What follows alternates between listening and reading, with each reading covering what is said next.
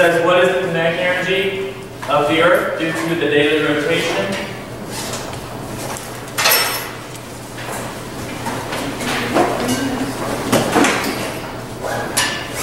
So, you're going to need two pieces of information in this. Is that good? Yes, it is. Okay? You know your formula. It said kinetic energy equals half I omega squared. That's going to be your formula for your rotational kinetic energy, which is all that we're curious about here. Okay? So, we're looking for I, we're looking for omega. I'm going to show you how to find both of those. I'm not going to solve the problem for you because we won't have time, but I'm going to tell you how to find both of those. Okay?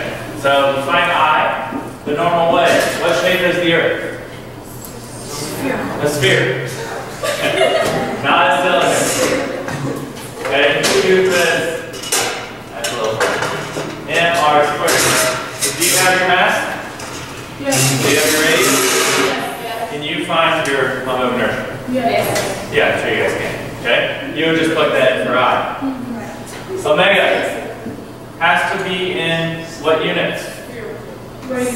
Radians per second. It's a velocity. It needs to be in radians per second. But one of your homework problems that you had for chapter 7 was think about the rotation of the Earth on its axis. What is the angular speed? Well, I'm going to answer that question right here. How many revolutions does the Earth do a day? One rev? For how many hours? 24 hours. Okay? Or one rev per 1 day. Okay? We convert that to radians. For every one revolution, you are going around a circle of how many pi radians? This is on your note card, I hope. 2 pi. 2 pi rads. That equals 1 revolution.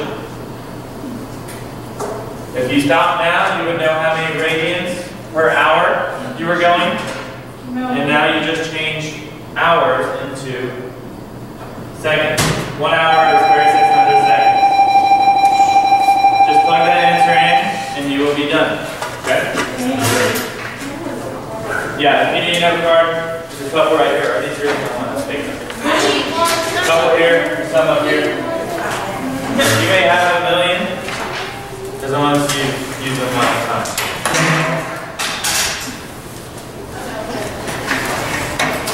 Have a wonderful day. I'll see you guys tomorrow. Should be fun, right? No.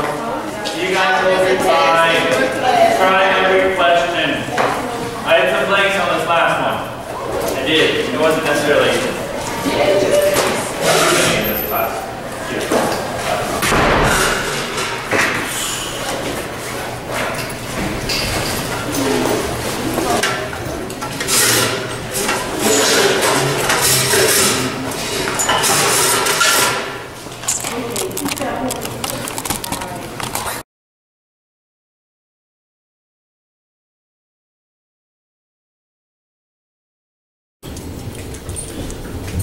Good morning and welcome to today's class in which you can't see me. Sorry, that's fine. But we're going to go through the last problem on the homework from chapter 8 since we didn't get through it in class. Okay? So the problem is that we have a solid sphere at the top of a hill and it's going to go down 40 meters before reaching the bottom, and we have to calculate the energy or the velocity that we have left. Okay? We're going to use this through our equations of conservation of kinetic energy and potential energy and all those other energies that we have. Okay? Is there any spring in this one? No. So you don't have to worry about that. But we will have rotational energy in this one. So you're just going to start off with your 3 equations. You have mgh, which is your initial. Okay? Plus you have your kinetic energy, half mv squared, and that's going to be your initial. Let me see if you guys can see it. We'll see. This comes out. It's very small there. Plus we have our rotational energy, which is going to be given by half I omega squared. That's all going to be our initial. So this is our initial height, our initial velocity, and then our initial rotational motion, rotational velocity. And that's going to equal our finals of the same things.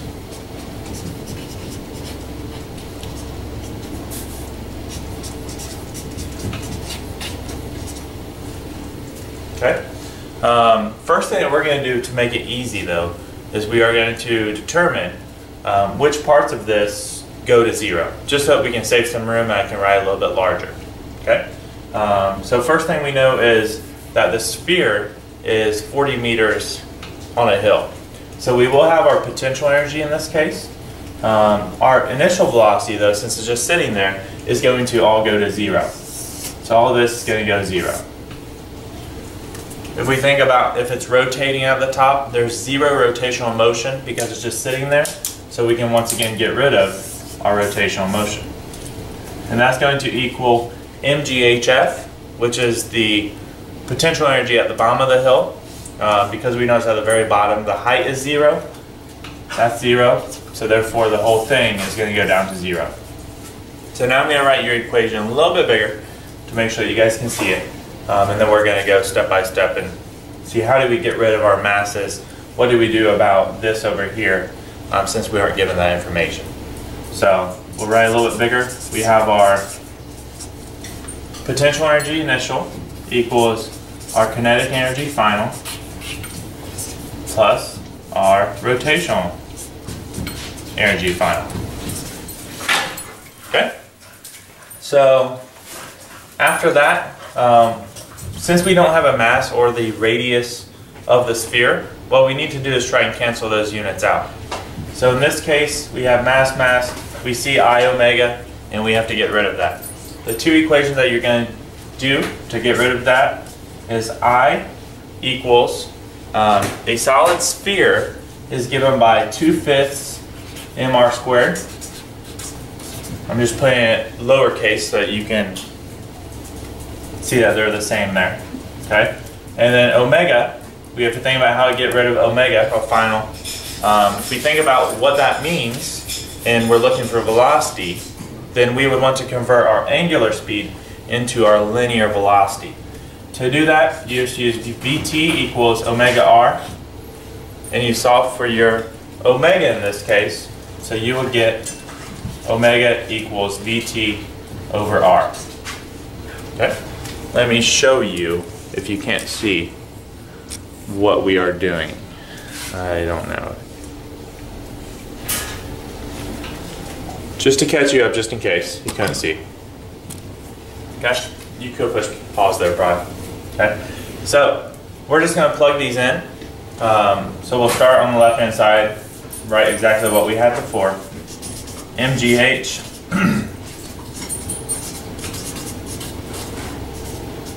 Here's where you start changing things. Okay, I, we substitute in 2/5 mr squared.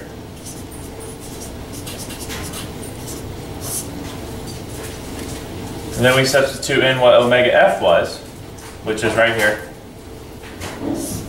Vt squared over r squared. So we can just square the whole thing. What you notice is we can pull out all of our m's, as we did when we did conservation of energy. So if we pull out all of our m's, we're left with ghi equals, pull out the m for the final products, half times our final velocity plus we have half times our 2/5. And half times 2/5 is 1/5. You can use your calculator and work that one out. But that's going to equal 1/5. We already took our mass, so we're left with r squared times v squared over r squared. I went ahead and squared what was inside of the parentheses there. So your masses will cancel on both sides.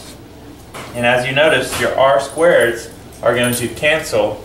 There's r squared on top and r squared on bottom. So those will also cancel on the right-hand side. And the final equation that you're left with is ghi equals half vf squared plus 1/5 vt squared. Still tangential velocity. Okay, the thing you might be asking is, Well, we have two unknowns. We have tangential velocity and we have final velocity. Well, both of those will contribute to the overall velocity of this object because we can add velocity due to the rotational motion of the object. So these two, in this case, can both contribute to our final velocity. So we can plug into this. Let's reorganize one more time. GHI equals, now we're just adding two variables. It's like adding 1 apple plus 3 apples. You get 4 apples. So in the same case, a half plus a fifth is going to give you 7/10 VF squared. Okay? And then you can plug in your gravity, 9.8 meters per second squared, times a height of 40 meters equals 7/10 times our final velocity, and that's what we're going to be looking for. Thanks. Sorry. Our dogs are going crazy. So we multiply these out. I already did that. 392 meters squared over second squared equals 7/10 final velocity squared. We can divide by our 7/10, so divide by 0.7. If you divide by 0.7, you get a final velocity squared equal to 560 meters squared over second squared. And then you square root that, you have a final velocity of 23.7 meters per second. Okay? If you have any questions, see me in the morning or just watch the video over. Okay, I'm just going to zoom in a little bit. You'll have the dogs in the background making noise. But I'll zoom in a little bit so you can make sure you have it copied as is. Okay.